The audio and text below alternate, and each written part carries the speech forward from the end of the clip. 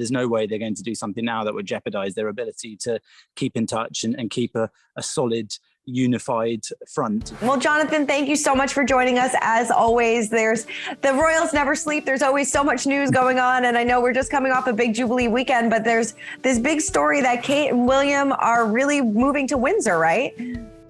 That's right. I think more or less coinciding with his 40th birthday, they're making this move. It's been rumoured for a while that they do it, and now they are doing that, which will bring them much closer to the Queen, and possibly it'll give them a different way of being able to bring up their kids. I think that they've always been very aware of the strains and pressures on the children of their public lives, and I think this will give the children the opportunity perhaps to be able to live a slightly more shielded life from the press within the larger surroundings of where they live in terms of private land and stuff like that. So I think that's one of the considerations that may have been in their mind. And I think they are meant to be keeping their current residence as a London base where they can be as well. So it's not going to be complete difference where they never see their old home again. Right. So it seems like the kids were probably a big factor in the move.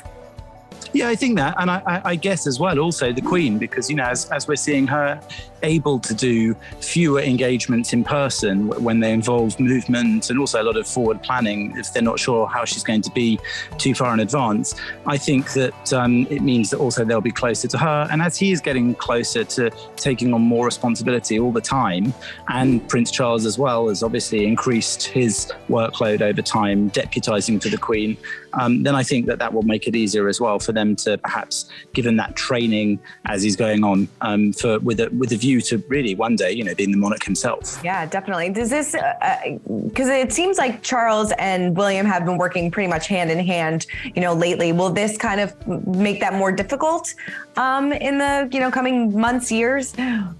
Well, I don't suppose it will. I mean, let's not forget, we're not talking millions of miles between these different locations, and they also don't necessarily travel quite like you and I. They won't be sitting on a sweaty railway station waiting for a delayed train.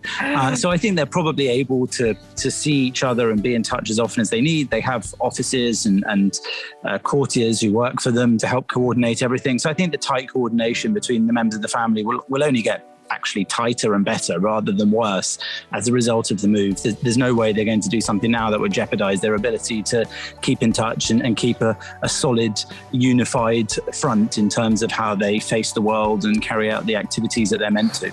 Yeah, definitely. Well, you mentioned before that William is about to turn 40 in a week's time. I mean, how do you think that he feels about turning the big 4-0, and how do you think he views his role as the future king? I can tell you how I felt about it a couple of years ago, but you know, I guess these days 40 isn't that bad, says he, desperately clinging to youth. I think he lost his hair ages ago, so I'm doing better than him on that one. I think that, you know, it's an important moment in all seriousness. I think it's a sign of maturity. It's a landmark age. I think also we saw in the Jubilee celebrations just how seriously he's taking his role. There was a time when there was a bit of criticism about how Prince William was taking his role, how seriously he was engaging in activities, and they said at the time that he was a young father looking after young children, and that it was perfectly reasonable that he should want to concentrate on that a bit. He also works, of course, as a helicopter pilot. So I think that, you know, there's been criticism in the past, but I think that's long gone far behind us. I think everyone's got an enormous amount of respect for the work that he's doing now, along with Charles. And I think that being 40 is just yet another moment in that progression towards eventually one day becoming the Prince of Wales himself, and then in turn the King. And I think that he's taking on board all of the increased work and seriousness that goes with all that. Mm-hmm, definitely. Do you know if they have big celebrations in store? Well, my invitation must have got lost in the post. Same here. So what can I say? I don't know. It won't be much of a party unless we're there. So what can I say? And I think there are some rumours that the Queen might be doing something for him. But again, I think that any private celebration they do will be exactly that. I don't think they'll want masses of attention for it. And I don't think they'll look for masses of attention.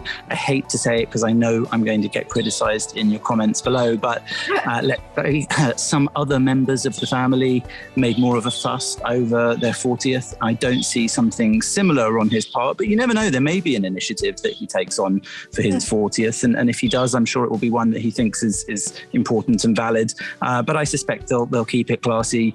They'll keep it stylish. They'll do what they can, and he'll keep on working, around the date as well. It's work as usual. Hey everyone, I'm Christina Garibaldi, the host of Us Weekly Celebrity Coverage.